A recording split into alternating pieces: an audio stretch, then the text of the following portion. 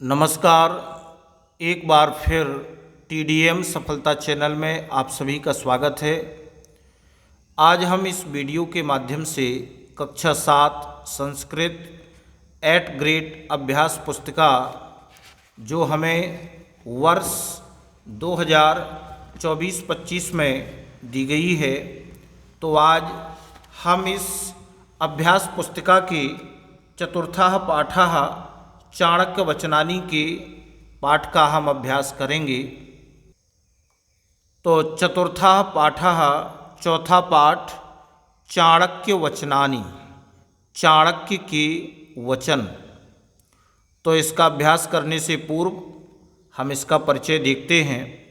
भारत के प्राचीन इतिहास में मील का पत्थर कहे जाने वाले मौर्य काल में चंद्रगुप्त नामक साधारण बालक ने अपने गुरु महान कूटनीतिज्ञ आचार्य चाणक्य की नीतियों का अनुसरण करते हुए पाटलिपुत्र के तत्कालीन कूटनीतिज्ञ राजा घनानंद का समूल विनाश कर स्वयं राजा बन गया तथा भारतीय इतिहास में अमर हो गया। इसी सम्राट चंद्रगुप्त के दरबार में अमात्य पद को सुशोभित करते हुए आचार्य चाणक्य ने अर्थशास्त्र तथा चाणक्य नीति इन दो महान ग्रंथों का प्रणयन किया। ये दोनों ग्रंथ केवल भारत ही नहीं अपितु संपूर्ण संसार के लिए पथ प्रदर्शक सिद्ध हुए हैं। जहाँ अर्थशास्त्र में हमें आर्थिक नीतियों की शिक्षा मिलती है, तो वहीं चाणक्य नीति में व्यवहारिक ज्ञान की भी शिक्षा मिलती है। चाणक्य की नीतियाँ जितनी तत्कालीन समाज में प्रासंगिक थीं, उतनी आज भी हैं। प्रस्तुत पाठ चाणक्य वचनानी में चाणक्य नीति ग्रंथ की कुछ सुमधुर उक्तियों का संग्रह है।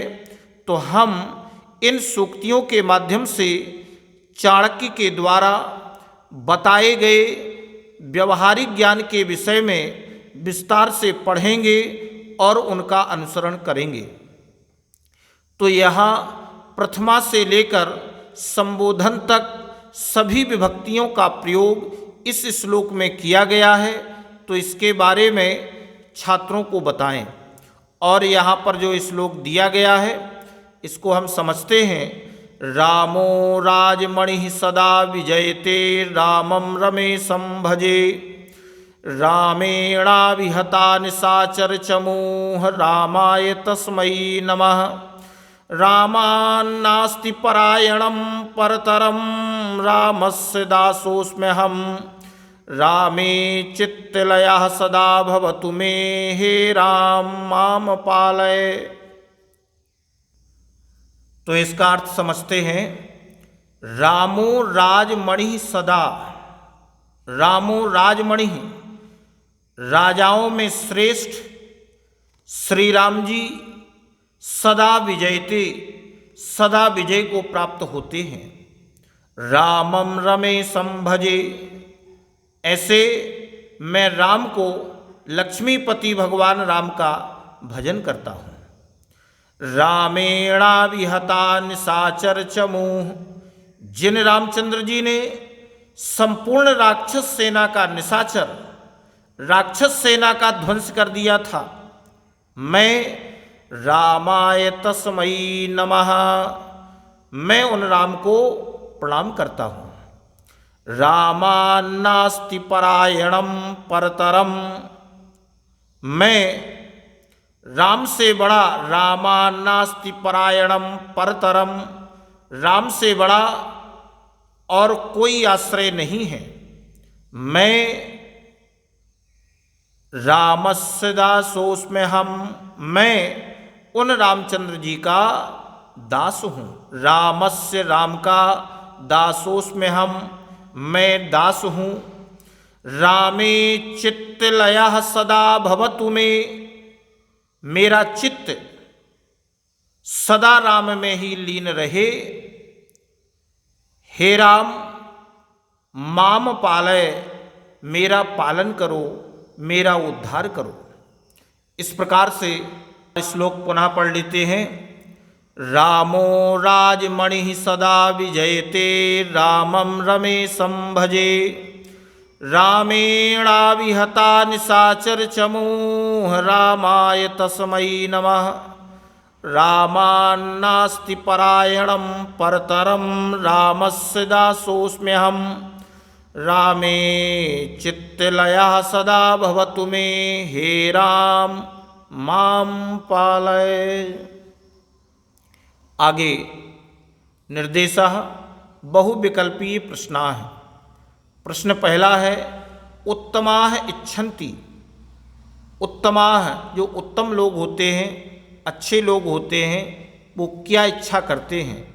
उत्तमाः इच्छन्ति, उत्तम लोग इच्छा करते हैं धनम धन की, मानम मान की, भोजनम भोजन की। धनम मानम च, धन और मान अर्थात दोनों की। तो जो उत्तम लोग होते हैं वो केवल मान की इच्छा करते हैं, मानम। तो 12 नंबर का सही हो जाएगा मानम। अगला प्रश्न है जल बिंदु निपातेन क्रमशः पूर्यते। जल की एक एक बूंद गिरने से कौन पूर्ण होता है, कौन भरता है? सरोवरः तालाब, घटः घड़ा, धर्मः धर्म, कर्मः कर्म। तो जल की एक एक बूंद गिरने से घड़ा पूर्ण होता है। तो 12 नंबर का सही हो जाएगा घटः। तीसरा प्रश्न है चंद्रगुप्त मौर्यः चाणक्यस्य अस्ति। चंद्रगुप्त मौर्य चाणक्य का है। तो चंद्रगुप्त मौर्य चाणक्य का क्या है? शिष्यः।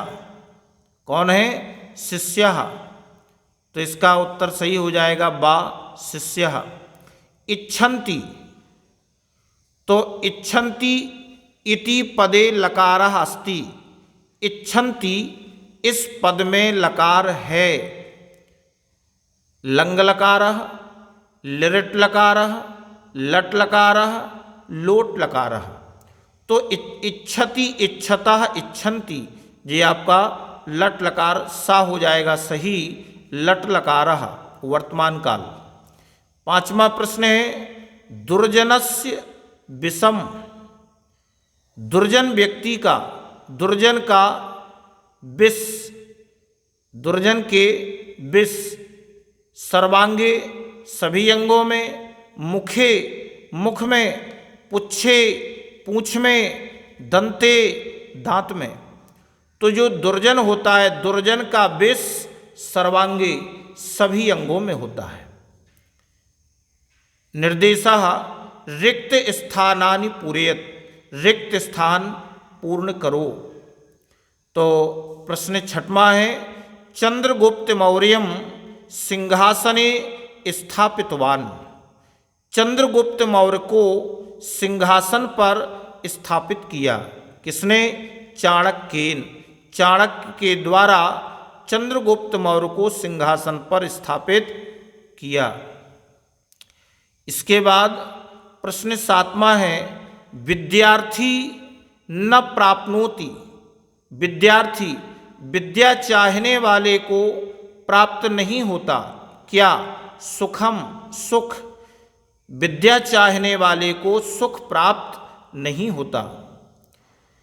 प्रश्न 8वां है सुखार्थिनः इति पदस्य एक वचन रूपम अस्ति। सुखार्थिनः इस पद का एक वचन रूप है। तो सुखार्थिनः का एक वचन रूप हो जाएगा सुखार्थी, अर्थात सुख चाहने वाला। इसके बाद 9वां प्रश्न है अपठित बालकस्य शत्रुः अस्ति। अपठित जिस बालक ने पढ़ा नहीं है, तो अपठित बालक का शत्रु है कौन? माता। माता शत्रुः पिता वैरी, एन बालो न पाठिता। जिसने अपने बालक को नहीं पढ़ाया है उस बालक की माता शत्रु है और पिता वैरी है। तो इस प्रकार से 10वां प्रश्न है अर्थशास्त्रस्य लेखकः अस्ति। अर्थशास्त्र के लेखक हैं। अर्थशास्त्र के लेखक कौन हैं? चाणक्यः। चाणक्य अर्थशास्त्र के लेखक हैं। इसके बाद निर्देशः एक पदेन उत्तरम लिखत, एक पद में उत्तर देंगे। के धनमिच्छन्ति, कौन धन की इच्छा करते हैं? धन की इच्छा कौन करते हैं? अधमाः, जो अधम लोग हैं, जो निम्न लोग हैं, जो तुच्छ लोग हैं, वो क्या करते हैं? धन की इच्छा करते हैं। अधमाः एक पद के द्वारा उत्तर दे रहे हैं। इसके बाद प्रश्न 12वां है चंद्रगुप्त मौर्यस्य गुरुः कः आसीत्। चंद्रगुप्त मौर्य के गुरु कौन थे? तो इसका उत्तर हो जाएगा चाणक्यः। चंद्रगुप्त मौर्य के गुरु चाणक्य थे। अब 13वां प्रश्न है प्रवासे मात्र सदृशी का। प्रवासे प्रदेश में मात्र सदृशी माता के समान का कौन है? तो प्रदेश में माता के समान कौन है? विद्या। विद्या प्रदेश में माता के समान होती है। अब प्रश्न 14वां पुच्छे कस्य विषम वर्तते। पुच्छे पूंछ में कस्य किसके विषम विष वर्तते होता है। तो पूंछ में किसके विष होता है? तो हो जाएगा वृश्चिकस्य, अर्थात बिच्छू के पूंछ में विष होता है। इस प्रकार से निर्देशः एक वाक्येन उत्तरम लिखत, एक वाक्य में उत्तर लिखना है। तो प्रश्न है मध्यमाः किम इच्छन्ति। जो मध्यम लोग होते हैं वो क्या इच्छा करते हैं? इच्छन्ति क्या इच्छा करते हैं? तो मध्यमाः धनम मानम च इच्छन्ति। धनम मानम च इच्छन्ति, यानी मध्यम लोग धन और मान की इच्छा करते हैं, दोनों की इच्छा करते हैं। धन भी चाहिए और मान सम्मान भी चाहिए। 16वां प्रश्न है चाणक्यस्य कौ ग्रंथौ स्तः लिखत। चाणक्य के कौन दो ग्रंथ हैं? लिखो। तो चाणक्य के दो ग्रंथ चाणक्य नीति और कौटिल्यम अर्थशास्त्रंच। चाणक्य नीति कौटिल्यम अर्थशास्त्रंच। तो चाणक्य नीति और कौटिल्य अर्थशास्त्र। वनम केन वासितम। तो वन केन किसके द्वारा वासितम सुगंधित होता है। वन किसके द्वारा सुगंधित होता है? तो उत्तर में लिखेंगे वनम पुष्पितेन सुगंधिना वासितम। वन फूल के द्वारा, फूल की सुगंध से वन सुगंधित हो जाता है। यानी वनम पुष्पितेन सुगंधिना वासितम, यानी वन फूल के द्वारा, फूल की सुगंध से वन सुगंधित हो जाता है। अगला प्रश्न है सुखार्थी किम त्यजेत। सुखार्थी सुख चाहने वाले को क्या त्याग देना चाहिए? सुख चाहने वाला क्या त्याग दे? तो उत्तर हो जाएगा सुखार्थी विद्याम त्यजेत।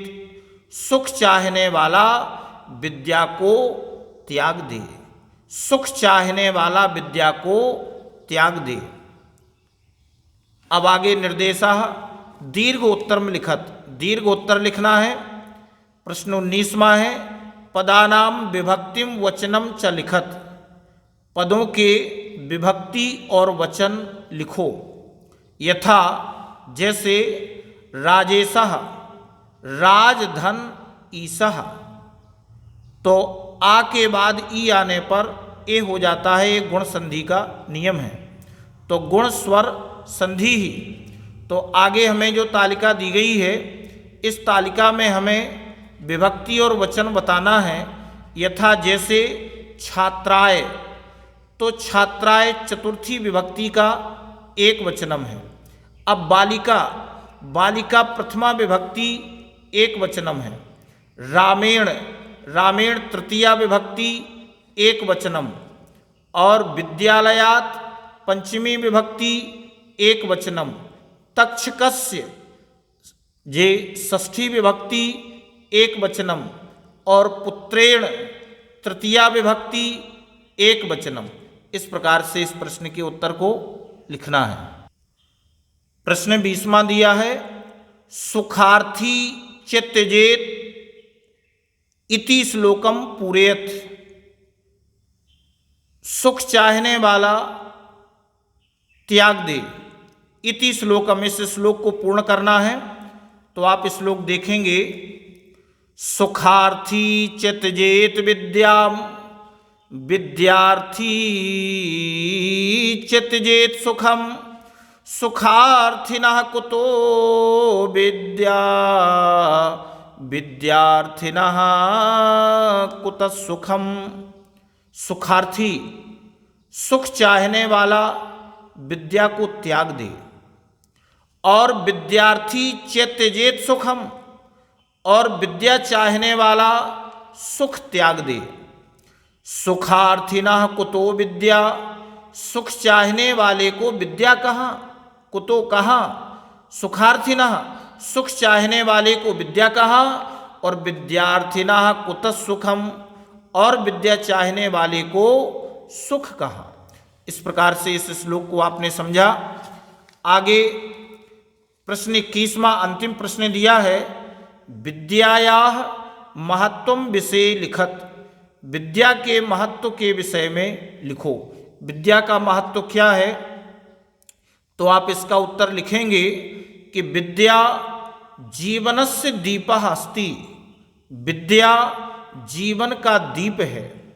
या अज्ञानांधकारम नाशयति, जो अंधकार का नाश करती है। सा न केवलम, वह न केवल पुस्तक ज्ञानम अपितु, वह न केवल पुस्तक ज्ञान को बल्कि व्यवहार ज्ञानम अपि ददाति, व्यवहार ज्ञान भी देती है। विद्या बुद्धिम प्रबोधयति, विद्या बुद्धि को प्रबोधित करती है। और तथा विनयम जनयति, और विनय को जन्म देती है। सा विद्या या विमुक्तये, सा विद्या या विमुक्तये, विद्या वही जो बंधनों से मुक्त हो। इति उच्यते, ऐसा कहा है। विद्या धनम सर्वधन प्रधानम अस्ति, विद्या धन सभी धन का प्रधान है।